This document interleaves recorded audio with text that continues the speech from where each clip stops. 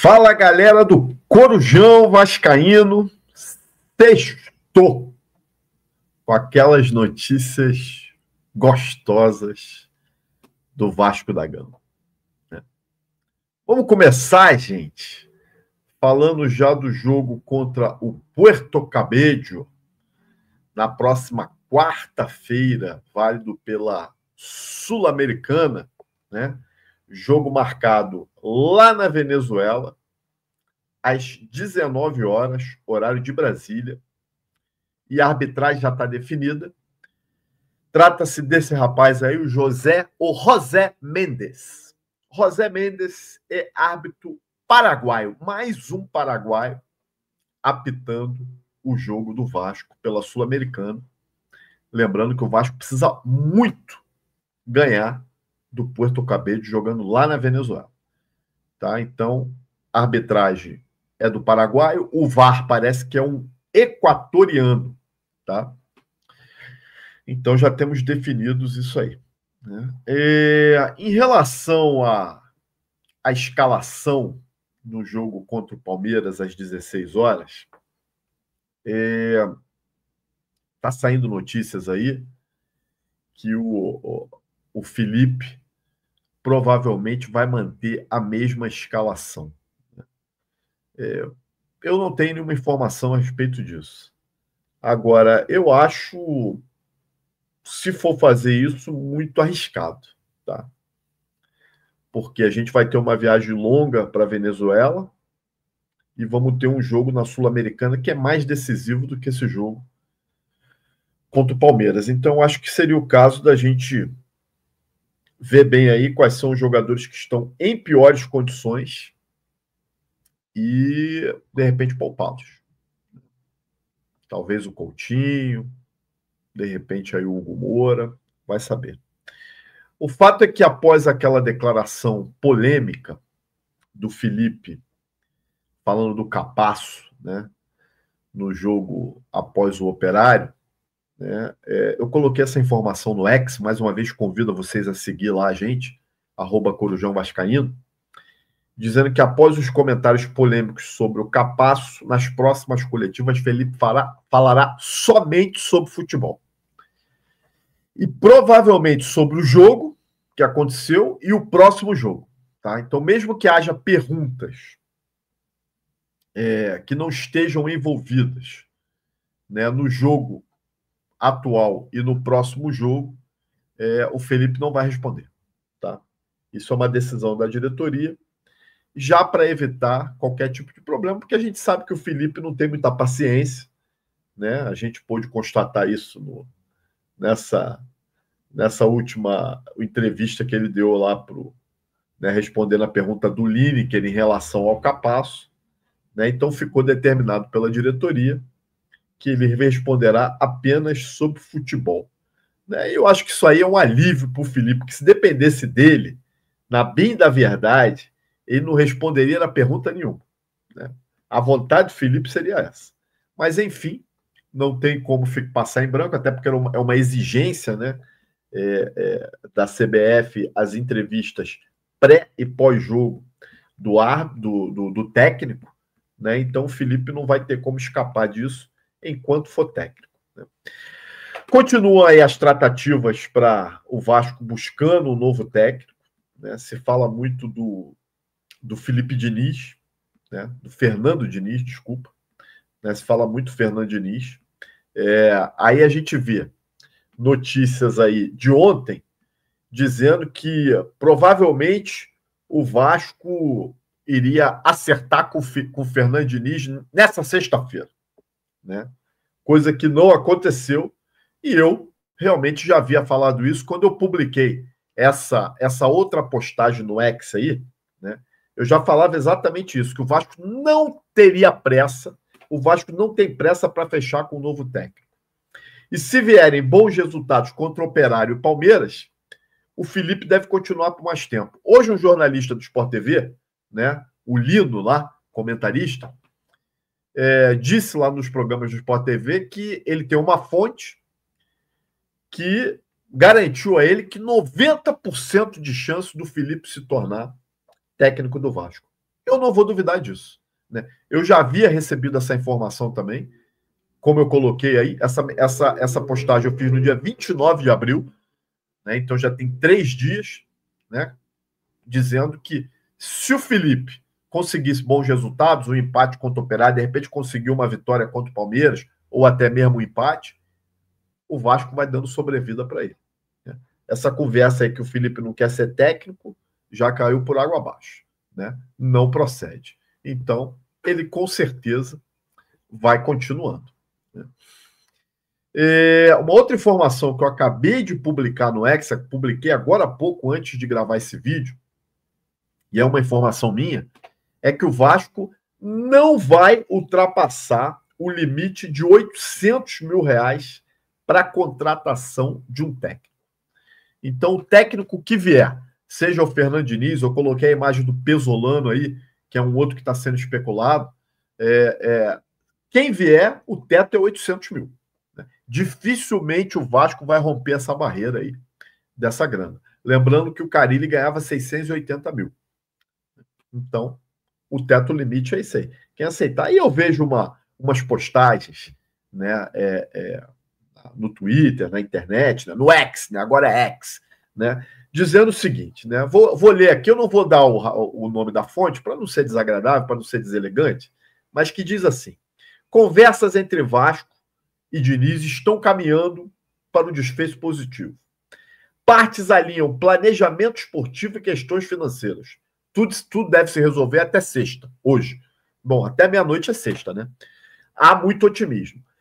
O que me chamou a atenção aqui quando ele diz assim: partes alinham planejamento esportivo.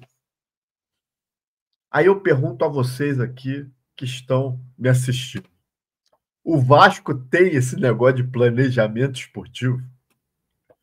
Qual é o planejamento esportivo que nós tivemos até agora? Me diga. Qual foi a contratação que vocês acham que foi dentro do planejamento esportivo? A contratação do Carille foi um planejamento esportivo? As janelas que o presidente Pedrinho e seu staff fez foi dentro do planejamento esportivo? A retirada do Carille e colocada ao Felipe e não a galera da comissão técnica permanente foi um planejamento esportivo? Porra, gente. Se o Fernando Diniz está dependendo de um planejamento esportivo para fechar com o Vasco, eu vou mandar um recado para o Diniz. Diniz, o lugar não é aqui. Porque aqui pode ter tudo, menos planejamento esportivo. Né? E eu coloquei na capa do nosso vídeo aí hoje, né, a imagem do Pedrinho, né, e do repórter, do jornalista da ESPN, né, acho que é Breiler o nome dele, que ele fez ele fez uma fala, né, eu vou colocar aqui o vídeo dele, né, para quem não teve a oportunidade de assistir, poder assistir, né, junto comigo aqui. Deixa eu colocar do início aqui, para você poder assistir junto comigo o que o Breiler fala. Esse rapaz, ele vem fazendo boas declarações, né, muito pertinentes. E na capa do vídeo, eu fiz questão de enfatizar isso. Quero agradecer mais uma vez ao meu amigo Paulo, que fez essa capa para mim aí, né? Dá para ver que a capa é melhor do que as minhas, né? Dizendo que o Pedrinho deve explicações ao torcedor, né? Vamos ouvir o que o jornalista falou aí. O Vasco, do Pedrinho, teria a obrigação a mais de publicar completíssimo, da melhor forma possível, para mostrar para o torcedor por que o clube entrou em recuperação judicial. Porque o Vasco agora está num caminho que pode levar à falência. Porque se não cumprir os passos da recuperação judicial, o que vem depois é falência. Então, não serve de justificativa ter publicado esse balanço incompleto, e a diretoria do Pedrinho argumenta: vão publicar o balanço até o fim de junho. Com 6 meses de ano transcorrido, se vai olhar para 2024, não deu tempo até hoje do Vasco ter a dimensão do tamanho da dívida, porque pelo balanço a dívida está em 1,2 bilhão, arredondando, o Vasco teve uma receita recorde de 473 milhões, mas teve déficit. E isso precisa ser explicado para o torcedor. E não pode ser explicado num balanço de auditoria. E aí, mesmo que a recuperação judicial demande um mergulho mais profundo, outro tipo de auditoria, o Pedrinho deveria ter cobrado internamente um balanço detalhado, não é para cumprir a lei, é em respeito ao torcedor do Vasco. Para mostrar para o torcedor que o que foi feito tem base profissional e científica. E não só ali... não, vamos entrar em recuperação judicial porque é o único caminho que resta agora. Porque se continuar dessa maneira, publicando balanço de 4 páginas, o torcedor perde completamente a confiança no esteio de credibilidade do Pedrinho, que é o extracampo, o que ele fez pós-777. E para mim não é aceitável. O Pedrinho, novamente, deve explicações ao torcedor do Vasco. O Vasco do Pedrinho... Bom, vamos tirar aqui agora, porque ele já falou tudo. E eu quero dizer ao Breiler, né, e a galera que nos assiste aí, que eu concordo com 90% do que ele falou aí. Primeiro que o Vasco publica um balanço de 4 páginas. 4 páginas. Né, no último dia em que deveria publicar, que era o dia 30 de abril. 4 páginas não auditadas. Ou seja, papel aceita tudo. O que você quiser colocar ali nesse balanço de 4 páginas, você pode pôr, porque o papel não vai reclamar. Agora, quando o Breiler fala aí, né? Será que não deu tempo dele fazer um balanço detalhado, que ele deveria cobrar da parte que faz o balanço, a parte contábil, jurídica, sei lá quem é que faz o balanço, né? Um balanço mais detalhado para apresentar para o torcedor? Eu vou discordar do Breiler. Breiler, tu acha que ele não fez parte da confecção desse balanço aí? Porra. Que ele sabia que seria um balanço reduzidíssimo de 4 páginas, sem auditar. Ele tá junto, né? Isso aí é obra dele também. Afinal, ele não é o cara que manda. Porque outro dia disseram aí que ele não mandava nada, que ele só era a carinha da gestão, mas quem mandava eram outras pessoas. Ele fez questão de ir aí para a imprensa dizer que quem manda sou eu. Então, quem manda sou eu. Foi ele que mandou fazer isso aí, porra. Foi ele que mandou. Agora, quando você diz que é falta de respeito com o torcedor, é falta de respeito com o torcedor, sim. Né? Só que não é só isso, não. A falta de respeito com o torcedor começa numa janela, ou em 2 janelas, que se passaram, uma internacional, né, 2 internacionais e uma nacional, onde ele faz esse tipo de contratações que ele trouxe aí. Isso é falta de respeito com o torcedor. Ele falta ao respeito com o torcedor quando ele não se pronuncia, quando ele não mantém o canal aberto com o torcedor de forma clara, de forma objetiva. Ele falta o respeito com o torcedor quando ele começa a entregar os nossos jogadores da base, como o JP aí, Lucas Eduardo, o Matheus, que está lá no São Paulo, o outro que foi emprestado para Fortaleza. Quando ele começa a entregar essas joias da base a preço de banana, com preço fixado, preços ridículos, isso é faltar ao respeito com o torcedor. Ele falta ao respeito com o torcedor quando ele demora a definir o novo técnico do Vasco, como já demorou da outra vez, quando acabou efetivando o Paiva. E agora mandou o Carille embora, já vai fazer uma semana, daqui a 2 dias, e ele não traz um novo treinador.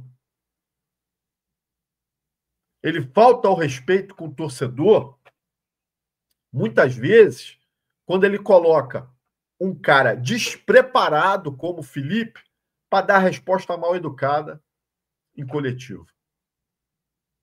Então o Pedrinho ele deve explicações, sim. Muitas explicações aos torcedores do Vasco da Gama. Mas eu digo a vocês, meus amigos, não esperem dessa gestão nenhum tipo de explicação. O Vasco hoje vive uma ditadura. A grande verdade é essa. Gostem vocês ou não do que eu estou falando. O Vasco hoje é um clube fechado, em que as notícias que saem de lá, né, são notícias muitas vezes duvidosas e que a gente tem que buscar através de outros meios. Eu mesmo já falei que as notícias que eu coloco no Corujão eu tento checar mais de uma vez para tentar minimizar os erros. Os erros vão acontecer, mas eu procuro evitar os erros. Eu acho que o Pedrinho deve explicações, sim, inclusive como é que está essa questão, essa vontade realmente de revender a SAF do Vasco. Será que existe essa vontade? Eu, particularmente, não acredito, né? Tem os NDAs aí assinados, né? Aí fala de Grego, que eu também nunca acreditei em Grego. Será que ele realmente quer ou ele quer manter o poder? A comissão que está investigando aí, né, as irregularidades, né, nas questões, né, de vários presidentes aí que passaram pelo Vasco da Gama. Cadê a transparência? Quando é que vai ter um relatório disso aí? Nós estamos aguardando. Então, meus amigos, explicações não faltam a ser dadas. Agora eu digo uma coisa que o Breler falou aí no final do vídeo, que o presidente Pedrinho ainda tem uma boa popularidade e tem que se explicar em nome desses que ainda o apoiam. A cada dia cai. O apoio vem caindo e vem caindo muito. Vamos ver até quando ele se sustenta nisso. Se você gostou desse vídeo, meus amigos, peço que deixe seu like aí, compartilhe, se inscreva no Corujão e vire membro. Venha participar comigo numa das lives de membro. Você vai estar na bancada falando sobre Vasco e vai entrar também lá no nosso grupo do WhatsApp. Gente, um abraço. Até a próxima.